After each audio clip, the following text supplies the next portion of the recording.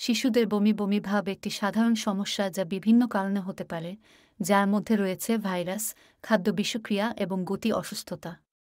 বেশিরভাগ ক্ষেত্রে বমি বমি ভাব নিজেই চলে যায়। তবে আপনি কিছু ঘরোয়া প্রতিকার ব্যবহার করে আপনার সন্তানের আরাম বাড়াতে এবং তাদের দ্রুত সুস্থ হতে সাহায্য করতে পারেন।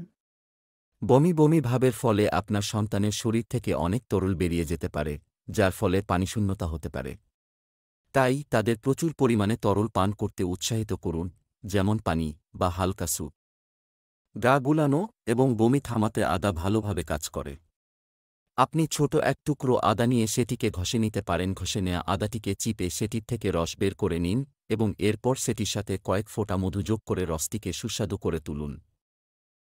গ্যাস্ট্রাইটিসের কারণে হওয়া বমির চিকিৎসায় ভাতের মার সাহায্য করে। আপনি 1 কাপ সাদা চাল নিয়ে সেটিকে 2 কাপ জলের মধ্যে ফুটান।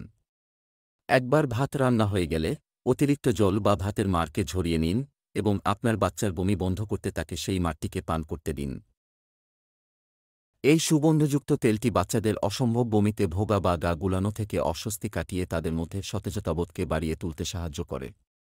এই সুগন্ধি তেলটি গা গুলানোর সহিত সমন্বিত মাথা ধরা নিরাময়ে সাহায্য করে থাকে এবং বাচ্চাদের মধ্যে শান্তিপূর্ণ ঘুম সংঘটিত করে।